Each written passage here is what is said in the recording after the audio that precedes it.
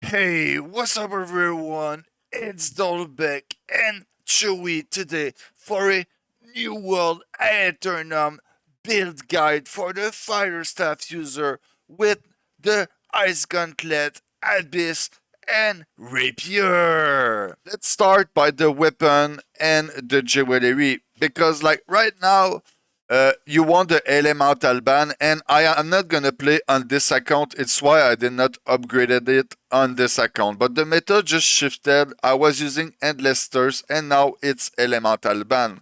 So into your fire staff, you're gonna use a elemental gem like a water damage gem.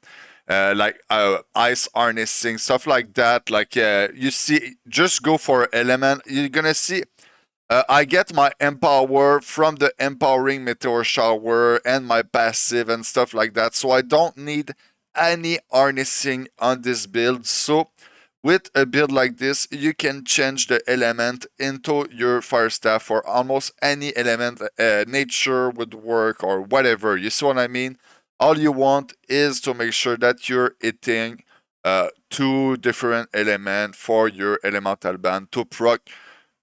And yeah, on the amulet, you can have some slash protection. Right now, I think it's a bit more meta than trust protection. I crafted that for the last season, so it's why I got it. I think that divine is better than health. Mostly that you're probably gonna play at 150 con. You know what I mean? Stamina recovery is this.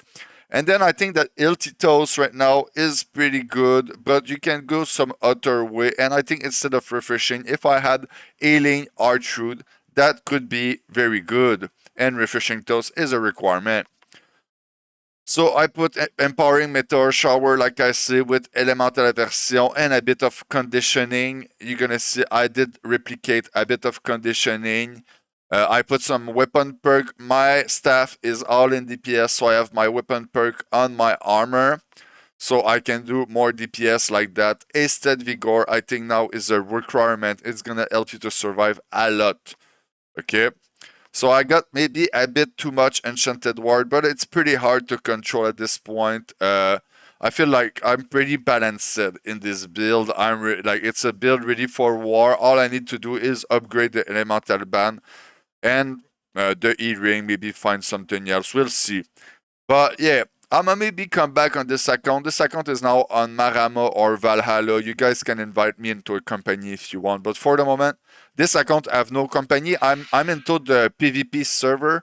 And yeah, this account is just doing nothing right now. So yeah, if you guys need someone for war, just ask me. So yeah, I use this stone farm right there. Pretty good. I put the unending on the deep freeze. And like I say, it's weapon, it's damage perk on my weapon. What is really important to remember is there's two main fire staff build that I use, okay? This almost never change, and all those passive over there almost never change too. So it's like the base of your build, and then you're gonna add more depending on your need. Like if I go like this and like this, bam, I'm now AoE mage. But if I take this off and I put it on, now I'm a movement mage. Boom! And then if you really want to be even more a movement mage, you can look, maybe you are empower cap. So maybe you can like, you see, take off a 5% empower and put some haste, or you can take off a bit of cooldown reduction and put some haste. At this point is your choice, and you need to do some mathematic a bit. For me, I'm pretty sure that I can take this off easily and put this, and I would be probably rewarded. Mostly in smaller scale PvP where I need to run around. For the ice gauntlet, this is usually what I use, that or the ice pylon. I like the ice pylon. I feel like the ice spike is just not it anymore, and one shield is funny, but yeah, you see what I mean. And then for the rapier, this movement build is my favorite movement build. On the rapier, you get a bit of haste, everything you need to have the good movement cooldown reduction. If you just use it everything, you're on cooldown, you can try to hit the enemy a bit. You're gonna get some cooldown reduction by the crit, stuff like that, and then gain more ability. So the Rapier is amazing for that. And then my attribute 150 con when I'm with a group or into a war, and the rest into intel.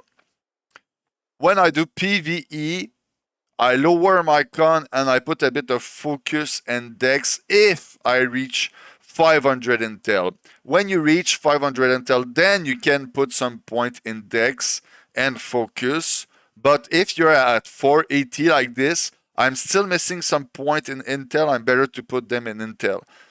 And if I go for smaller scale PvP where I have no one to tank for me, I have no frontliner, I'm gonna go 200 con, like for duel, stuff like this. I will feel way better like this. So this was a really quick guide, you know. I can maybe pass over the Great Axe if you want. This is a PvE build for the Great Axe. But for PvP, like if you use the Abyss, I guess your build gonna look like this, and then you're gonna have the choice. Are you gonna use the Reap or the Gravity Well? My favorite is the Reap, but right now they nerfed the Reap by a lot, and if you're using the Void, like you're gonna use a Void Great Axe, maybe you're gonna use some Void harnessing and stuff like this. So if you're buffed into Void, your Gravity Well is doing some Void damage, so yeah, go into it. And then if you put the Gravity Well, then you're gonna be able to put like a bit of those passive that are pretty good. People usually do stuff like that. Oh, and probably Bloodlust instead. The pull thing can help you a lot. It works on Maelstrom and Gravity Well and Reap.